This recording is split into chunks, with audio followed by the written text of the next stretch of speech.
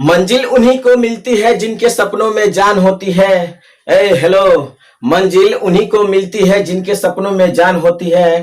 पंखों से कुछ नहीं होता, हौसलों से उड़ान होती है। हेलो फ्रेंड्स, मैं उपेंद्र कुमार, स्वागत है आपका सक्षम आईएएस जोन में। और हमारा जो मंजिल है वो बीपीएससी को आपको क्रैक करना है, प्रीलिम्स मेंस और यहाँ तक इंटरव्यू तक पहुंचना, उसे क्रैक करना है। और इस मंजिल को प्राप्त करने के लिए जिस तरह से एक नियम और कानून बनाते हैं, हम लोग एक रूटीन बनाते हैं, टाइम टेबल बनाते हैं, उसी तरह से चूंकि जब हम आपको बीपीएससी को क्रैक करके आपको पदाधिकारी बनते हैं, तो उस पदाधिकारी के सहायता से के द्वारा सरकार क्या करती है, देश के प्रशासन को चलाती है। तो कैसे हम लोग पदाधिकारी बनते हैं और क्या होता है हमारा प्रशासन। तो सरकार देश को चलाने के लिए क्या करती है, प्रशासन बनाती है, प्रशासन के द्वारा देश के शासन को चलाती है। तो यहां पर देख रहे हैं कि जो आप जानते हैं कि नियमों के द्वारा देश के प्रशासन को चलाया जाता है। और वो जो नियम होते हैं वो क्या होते हैं, सबसे पहले वो दर्शन होते हैं, और दर्शन जब प्रमाणित हो जाता है तो नियम बनता है, और नियम के द्वारा देश के प्रशासन को चलाया जाता है। तो सबसे पहले देखते हैं कि ये जो दर्शन है क्या होते हैं। तो सबसे पहले देखते हैं यहाँ पर क्या है, दर्शन।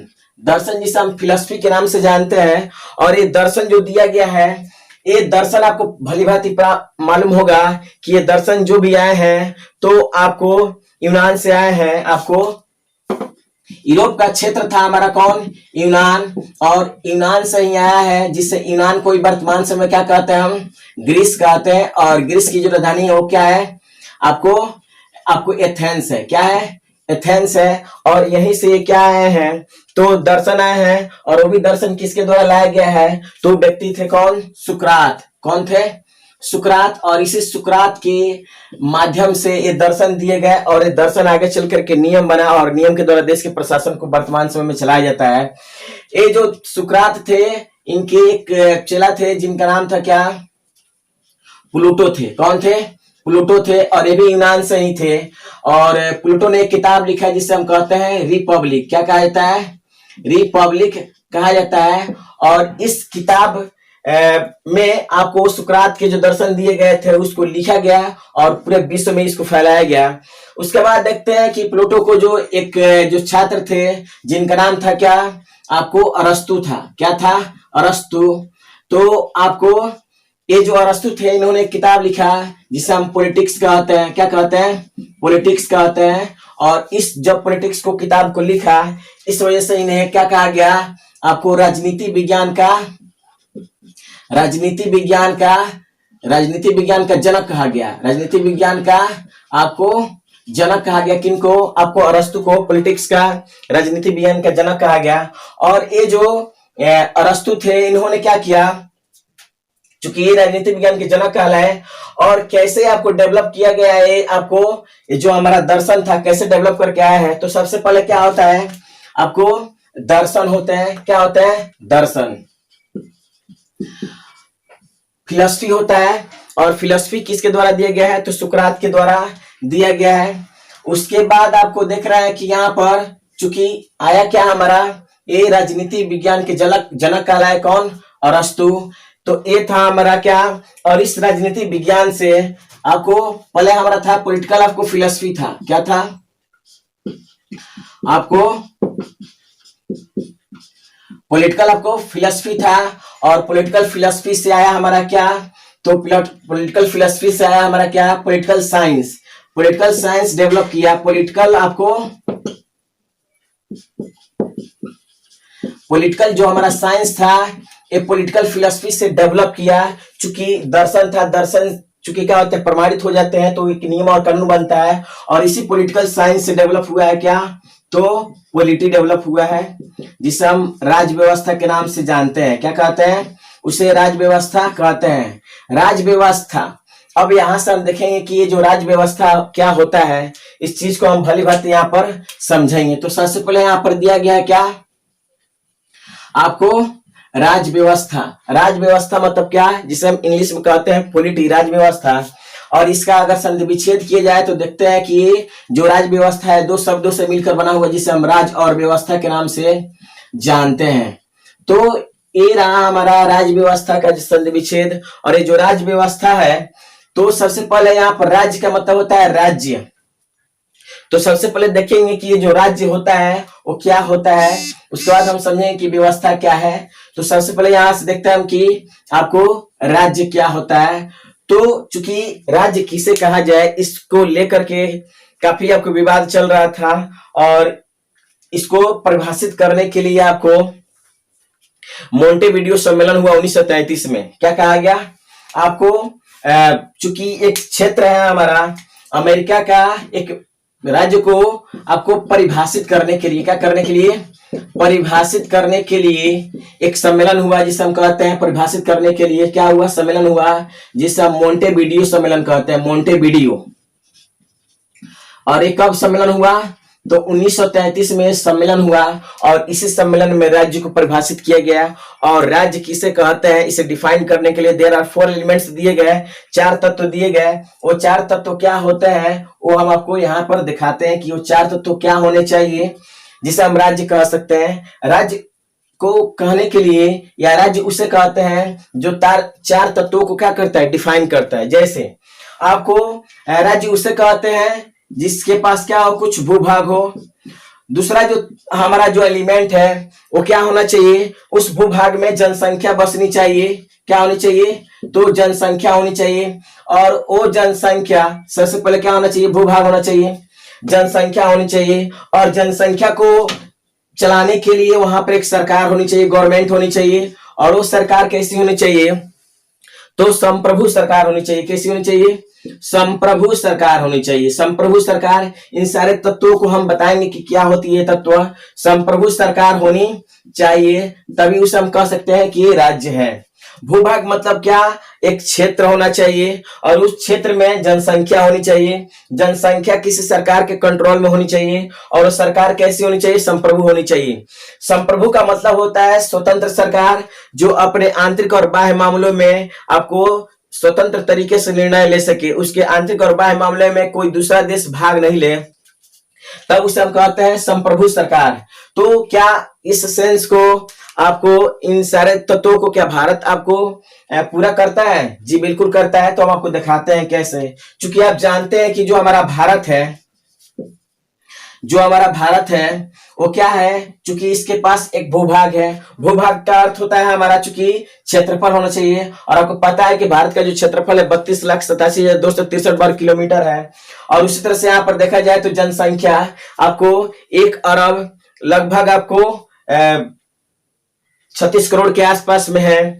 ठीक है, तो ये आपको इतनी सारी जनसंख्या है। उसके बाद यहाँ पर जनसंख्या के मामले में अगर देखा जाए तो भारत आपको विश्व में दूसरा स्थान रखता है चीन के बाद। उसी तरह से देखा जाए तो यहाँ पर सरकार, जी बिल्कुल सरकार है, जैसे यहाँ पर वर्तमान समय में मोदी सरकार है, एनडीए की सरकार है। तो उसी तरह से देखा जाए तो अगला जो हमारा तत्व है, चौथा तत्व, संप्रभु सरकार। संप्रभु सरकार का मतलब वैसी सरकार, चूंकि हम आपको डिफाइन कर चुके हैं कि क्या होती है, वैसी सरकार होती है जो अपने आंतरिक और बाह्य मामलों में आपको निर्णय लेने में आपको क्या हो, स्वतंत्र, आपको स्वतंत्र हो, सक्षम हो। उसके आंतरिक मामलों और बाह्य मामलों में कोई दूसरा देश आपको, बाह्य देश आपको उसमें भाग नहीं ले, तब उसे हम कहते हैं संप्रभु देश। तो हमारा जो देश है वो क्या है, एक राज्य है। तो इन सारे तत्वों को ये भली भांति आपको पूरा करता है। तो इस तरह से ये राज्य के क्या है, 4 तत्व हैं, और ये 4 तत्व को जो क्षेत्र आपको भली भांति पूरा करता है उसे हम क्या कहते हैं, राज्य कहते हैं। अब आता है हमारा व्यवस्था शब्द, और व्यवस्था शब्द का क्या अर्थ होता है तो इसे हम देखेंगे। आप चाहे तो इसका स्क्रीनशॉट ले सकते हैं। तो देखेंगे कि अगला जो चीज है हमारा व्यवस्था, वो क्या होता है व्यवस्था। तो देखेंगे यहाँ पर कि क्या है व्यवस्था। तो ये रहा हमारा व्यवस्था। व्यवस्था का मतलब होता है नियम। जैसे वर्तमान समय में अगर घर को भी देखा जाए तो चलाने के लिए एक नियम और कानून होता है, व्यवस्था होता है जिसके द्वारा घर को चलाया जाता है। तो जो व्यवस्था होता है वो क्या होता है, तो व्यवस्था का अर्थ होता है नियम जिसके द्वारा चलाया जाता है। तो यहाँ पर व्यवस्था का अर्थ होता है नियमों का संग्रह जिसके द्वारा देश के प्रशासन को चलाया जाता है। तो ये तो रहा हमारा व्यवस्था। तो हम देखेंगे कि जो व्यवस्था है आपको प्राचीन समय से लेकर के विश्व संदर्भ में हम देखेंगे कि व्यवस्था जो है किस किस प्रकार का व्यवस्था रहा है। तो उसको हम देखेंगे कि यहाँ पर क्या क्या रहा है व्यवस्था। तो सबसे पहले देखा जाए यहाँ पर, तो देखा जाए विश्व संदर्भ का बात कर रहे हैं, तो यहाँ पर जो व्यवस्था है हमारा, आपको देखा जाए तो यहाँ पर आपको फांसीवादी प्रकार का व्यवस्था रहा है। फांसीवादी, समाजवादी या साम्यवादी कह दे, समाजवादी कह दे, लोकतंत्रात्मक कह दे, राजतंत्रात्मक कह दे, तानाशाही व्यवस्था कह दे, और नाथसीवाद। ये आपको बहुत पुरानी आपको शासन व्यवस्था, आपको प्रशासन को चलाने की एक व्यवस्था थी, नाथसीवाद जिसे हम कहते हैं। तो देखा जाए हम बारी बारी से क्रम से देखेंगे कि क्या क्या इनका अर्थ है और ये जो व्यवस्था है किन किन देशों में पाया गया है। और इससे एक क्वेश्चन भी पूछा गया है वर्तमान में समय में आपको बिहार पुलिस में। तो जो फांसीवादी होता है ये आपको, चूंकि ऐसा आपको शासन व्यवस्था होता है, एक क्रूर शासन व्यवस्था होता है। इसका विकास इटली में मुसोलिनी के द्वारा किया गया था। इटली में इसका विकास आपको मुसोलिनी के द्वारा किया गया था। और चूंकि ये काफी आपको अच्छी व्यवस्था नहीं है, एक तरह से राजतंत्रात्मक व्यवस्था ही है। काफी आपको निरंकुश ये शासन व्यवस्था होता है जिसमें राजा स्वयं नियम और कानून बनाता है, उसे इंप्लीमेंट करता है और न्याय भी स्वयं करता है। तो ये व्यवस्था चूंकि अच्छी नहीं थी तो इटली में मुसोलिनी के द्वारा किया गया था। कभी कभी ये पूछा जा सकता है, इसलिए मैंने इस चीज को यहाँ पर शामिल किया है। दूसरी तरफ देखा जाए तो समाजवादी व्यवस्था, समाजवादी व्यवस्था का विकास रूस में सबसे पहले किया गया था और इस व्यवस्था का विकास 1918 में रूस में किया गया था। तो और इसी व्यवस्था का अगर अतिवादी रूप देखा जाए तो वो होता है हमारा साम्यवादी शासन व्यवस्था, जो आपको चीन और इन क्षेत्रों में दिखाई देता है। अगला जो चीज है हमारा लोकतंत्रात्मक शासन व्यवस्था। लोकतंत्रात्मक शासन व्यवस्था को हम थोड़ा बाद में डिफाइन करेंगे। यहाँ पर देखते हैं राजतंत्रात्मक शासन व्यवस्था। राजतंत्रात्मक जो शासन व्यवस्था होता है इसमें क्या होता है, एक राजा के द्वारा देश के प्रशासन को चलाया जाता है और ये निरंकुश प्रकार का ही होता है, जिसमें राजा अपने खुद के द्वारा नियम और कानून को बनाता है, उसका इम्प्लीमेंट करता है और खुद से उसका क्या करता है, न्याय भी देने का कार्य करता है। उसके बाद देखा जाए तो यहाँ पर तानाशाही शासन व्यवस्था, वर्तमान समय में इसका अगर देखा जाए तो उदाहरण आपको उत्तर कोरिया है, जहां पर आपको चूंकि ये काफी तानाशाही देश है वो एक, चूंकि वहां पर तानाशाही शासन व्यवस्था दिखाई देता है। और उसके बाद देखा जाए तो नाथसीवाद है, ये नाथसीवाद जिसे हम नाजीवाद के नाम से भी जानते हैं। और इस व्यवस्था का विकास जर्मनी में आपको हिटलर के द्वारा किया गया था। तो ये आपको काफी प्राचीन व्यवस्थाएं हैं जो वर्तमान समय में दिखाई नहीं देती है। तो ये सारी व्यवस्थाएं हैं। उसके बाद हम देखते हैं कि ये जो लोकतंत्रात्मक शासन व्यवस्था होता है, जिसे हम गणतंत्रात्मक शासन व्यवस्था भी आपको कह सकते हैं। तो देखते हैं कि ये क्या है हमारा लोकतंत्रात्मक शासन व्यवस्था। तो क्या होता है लोकतंत्रात्मक शासन व्यवस्था या क्या होता है गणतंत्रात्मक शासन व्यवस्था, इस चीज को हम लोग क्या करेंगे, समझेंगे। लोकतंत्रात्मक शासन व्यवस्था वैसी शासन व्यवस्था होती है जिसमें क्या होता है, देश की जनता अपने प्रतिनिधियों का चुनाव करती है और वो प्रतिनिधि देश के प्रशासन को क्या करते हैं, चलाने में सहायक होते हैं। और इस तरह से ये लोकतंत्रात्मक शासन व्यवस्था या क्या हमारा गणतंत्रात्मक शासन व्यवस्था होती है, जिसमें गणतंत्रात्मक शासन व्यवस्था में यहाँ पर जो देश का जो प्रमुख होता है उसको जनता क्या करती है, निर्वाचित करती है। तो ये शासन व्यवस्था है। और विश्व में अगर वर्तमान समय में देखा जाए तो ये जो व्यवस्था है आपको लगभग अधिकांश देशों में इस प्रकार की व्यवस्था आपको दिखाई देती है। अगर देखा जाए तो ये जो गणतंत्रात्मक शासन व्यवस्था है, पहली बार आपको विश्व में सबसे पहली बार आपको इस शासन व्यवस्था का विकास बिहार के वैशाली के लिच्छवी क्षेत्र में हुआ था। तो ये बिहार जो है हमारा, यहाँ से देख सकते हैं सबसे पहली बार गणतंत्रात्मक शासन व्यवस्था का विकास आपको बिहार के वैशाली के लिच्छवी में हुआ था। उसके बाद ये तो आप जान पाए कि व्यवस्था जो होता है ये क्या होता है। उसके बाद देखते हैं यहाँ पर, चूंकि हम पढ़ेंगे इंडियन पॉलिटी को, भारतीय राज्य व्यवस्था को। तो ये जो भारतीय राज्य व्यवस्था है इसका हम टाइम लाइन देखेंगे। शासन करने की जो व्यवस्था है प्राचीन समय से मध्यकालीन समय तक, मध्यकालीन समय से लेकर वर्तमान समय तक कैसे चली है, इस चीज को हम लोग क्या करेंगे, समझेंगे। तो सबसे पहले देखते हैं कि भारत में जो आपको व्यवस्था है वो कब कब, प्रशासन जो है कैसे कैसे डेवलप किया है। तो तो यहां पर हम देखेंगे कि भारत में जो प्रशासन है वो उसका टाइमलाइन देखेंगे। क्या है भारत में, हम क्या देखेंगे, भारत में प्रशासन का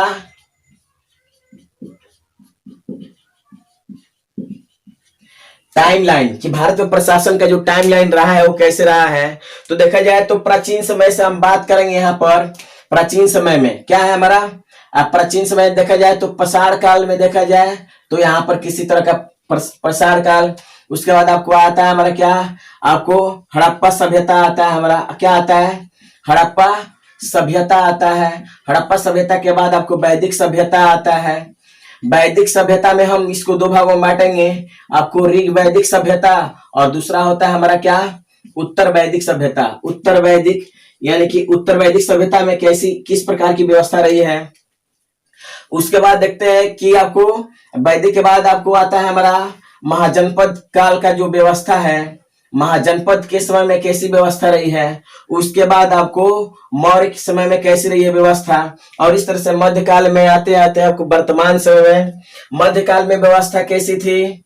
उसके बाद आपको जो मॉडर्न भारत है, वर्तमान जो भारत है उसमें आपको किस प्रकार की व्यवस्था दिखाई देती है, क्या समस्या उत्पन्न हुआ जिससे हम लोग भारतीय राज्य व्यवस्था पढ़ना पड़ रहा है। तो देखेंगे सबसे पहले पाषाण सभ्यता में किसी प्रकार की आपको शासन प्रणाली नहीं दिखाई देती है। यहाँ पर आपको हड़प्पा सभ्यता में देखा जाए तो यहाँ पर बड़े वर्ग के द्वारा, जो व्यापारी वर्ग था उसके द्वारा प्रशासन को चलाया जा रहा है। क्योंकि हम लोग प्रशासन शासन नियम कानून को देख रहे हैं तो प्राचीन समय से देख रहे हैं, बड़े वर्ग के द्वारा। उसके बाद ऋग्वैदिक सभ्यता में जो राजा के द्वारा प्रशासन को चलाया जाता था, और इस राजा के पास चूंकि निरंकुश राजा नहीं हुआ करता था, और ये आपको इसको सभा और समिति के द्वारा ये राजा चुना जाता था और उसे पदच्युत भी करने की शक्ति इन्हें थी। तो इस तरह से जो राजा था वो निरंकुश नहीं था। लेकिन यहाँ का जो राजा है उत्तर वैदिक काल का अगर देखा जाए तो आपको यहाँ का राजा निरंकुश दिखाई देता है, जो खुद से नियम और कानून बनाता है, उसको इम्प्लीमेंट भी करता है और उसके द्वारा न्याय भी करने का काम करता है। उसके बाद देखा जाए महाजनपद में तो यहाँ पर भी चूंकि एक राजा होता है, लेकिन यहाँ पर कुछ आपको मंत्री दिखाई देते हैं यहाँ पर। उसके बाद यहाँ पर चूंकि यही डेवलप करके यहाँ पर भी वही सिस्टम है, यहाँ पर भी आपको यहाँ भी उसी तरह का यहाँ पर भी राजा हो रहा है, यहाँ पर शासक हो रहा है। और वर्तमान समय में देखा जाए तो यहाँ पर उसका जो स्वरूप है थोड़ा बदलता दिखाई दे रहा है यहाँ पर। तो अगर वर्तमान समय का बात किया जाए तो यहाँ पर चूंकि देखा जाए तो हमारा भारत अपने व्यापार को लेकर के काफी आपको चर्चित था। आपको प्राचीन समय से काफी आपको फेमस था भारत, गरम मसालों को लेकर चाहे अन्य चीजों को लेकर काफी आपको व्यापार को लेकर के संदर्भ में व्यवस्थित था। थोड़ा हड़प्पा समय तो और देख लिया जाए तो यहाँ पर व्यापारिक जो स्थल था, देख रहे हैं कि यहाँ पर ये सब लोथल और ये सब क्षेत्र था। तो यहाँ पर वर्तमान समय का अगर बात की जाए तो बहुत सारी यूरोपीय कंपनियां चूंकि यहाँ पर व्यापार करने के लिए आई। जैसे आपको देखा जाए तो यहाँ पर पुर्तगाली ईस्ट इंडिया कंपनी, अंग्रेजी ईस्ट इंडिया कंपनी, डच है, डैनिश है, फ्रांसीसी है और आपको अंग्रेजी ईस्ट इंडिया कंपनी है। तो अंग्रेजी ईस्ट इंडिया कंपनी इन सभी कंपनी में सबसे शक्तिशाली कंपनी थी और भारत के चूंकि प्रारंभ दौर में व्यापार करने के उद्देश्य से आई थी, लेकिन धीरे धीरे यहाँ पर प्रशासन करना शुरू कर दी थी और ये प्रशासन भारतीयों को पसंद नहीं आया और इस तरह से भारत में आपको प्रशासन के लिए आपको संविधान सभा की डिमांड होनी शुरू हो गई थी। और उस तरह से भारत में संविधान सभा की डिमांड शुरू हुआ, संविधान सभा का निर्माण हुआ और तब जाकर के भारत में एक संविधान का निर्माण हुआ जिसके द्वारा देश के प्रशासन को चलाया जाता है। तो इस तरह से डेवलप किया है हमारा क्या, चूंकि भारत का संविधान बना हुआ है, डेवलप किया है। तो ये सारी चीजें हैं आपको। तो और यहाँ पर देखा जाए तो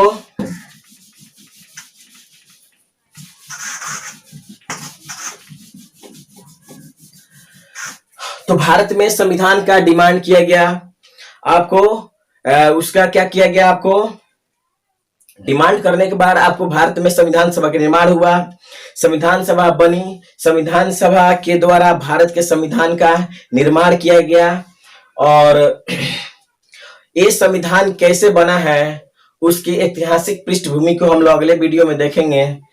तो बस आज के लिए इतना ही। जय हिंद, जय भारत।